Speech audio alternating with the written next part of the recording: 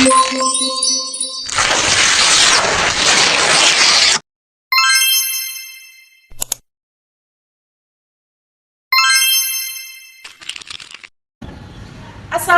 warahmatullahi wabarakatuh. Kami dari kelas SI 6L. Video ini dibuat untuk memenuhi tugas mata kuliah metodologi penelitian dengan dosen pengampu Ibu Arida Zikrasyah M.Com.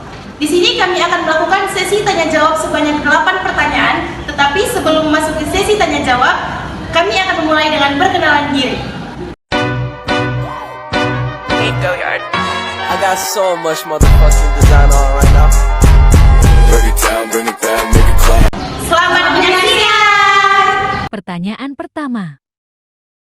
Kita akan memasuki pertanyaan pertama. Di sini saya bersama Ingrid Sartika Putri Aisyite. Saya akan bertanya, jelaskan apa yang dimaksud dengan subjek dan objek penelitian. Baiklah, saya akan menjawab. Yang pertama ada subjek penelitian. Subjek penelitian yaitu batasan penelitian di mana peneliti bisa menentukannya dengan benda, hal atau orang yang melekatnya di variabel penelitian. Sedangkan objek penelitian yaitu himpunan elemen yang dapat berupa orang, organisasi, atau barang yang akan diteliti. Terima kasih Kak Ingrid. Pertanyaan kedua. Baiklah, kita masuk ke pertanyaan yang kedua. Berti Amalia Silangit, jelaskan apa yang dimaksud dengan populasi dan sampel. Populasi merupakan keseluruhan dari variabel yang menyangkut masalah yang diteliti.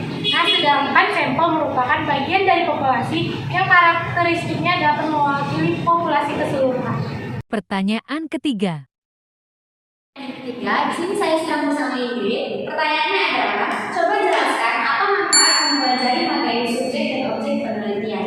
Baiklah, manfaat mempelajari subjek dan objek penelitian yaitu membantu si peneliti mengumpulkan informasi dalam waktu yang relatif singkat dan juga dapat membantu si peneliti dalam memahami sifat keadaan dari subjek yang diteliti. Pertanyaan keempat. Baiklah, pertanyaan selanjutnya akan dijawab oleh Berti Amalia Silangit, di mana pertanyaannya, jelaskan alasan-alasan menggunakan sampel. Alasannya karena penarikan sampel dapat memudahkan peneliti dalam melakukan analisis masalah secara terarah, fokus, dan sesuai dengan ketersediaan daya serta waktu yang dimiliki oleh peneliti. Pertanyaan kelima.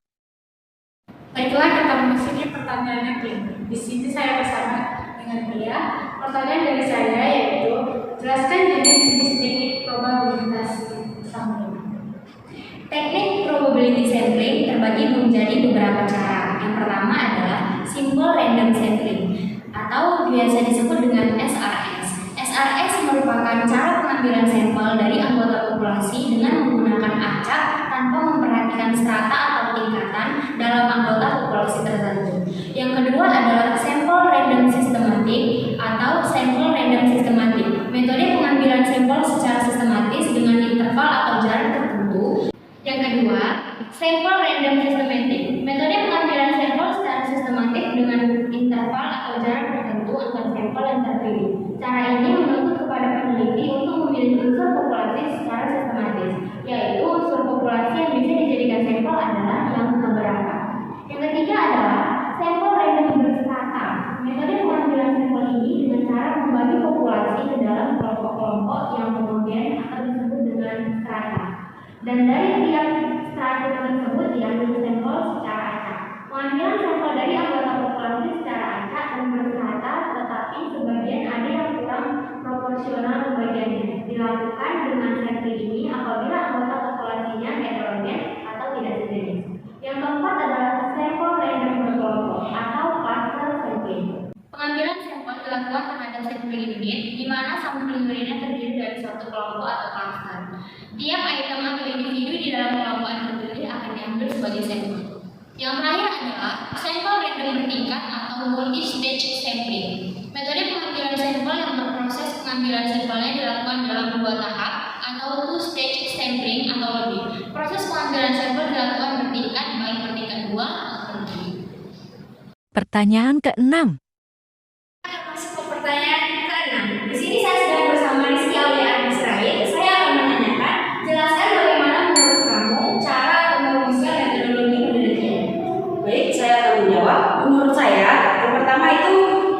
secara spesifik, yang kedua menentukan metode penelitian, yang ketiga ada mencari teori yang mendukung metode penelitian, yang keempat melihat fenomena sekelilingnya. Misalnya Anda harus penuh perhatian dan kreatif menyadari fenomena yang terjadi sekitar Anda. Yang terakhir ada menggunakan 5W1H. Pertanyaan ketujuh. Baiklah, di sini kita masuk pertanyaan yang terakhir. Di sini saya bersama Aulia Tayani. Jelaskan mengenai teknik sampling. Teknik sampling ada 3. Yang pertama sistematika sampling. Sistematika sampling adalah cara pengambilan sampel di mana sampel pertama diambil secara acak, sedangkan sampel yang diambil belakangan akan didasarkan pada satu interval tertentu. Yang kedua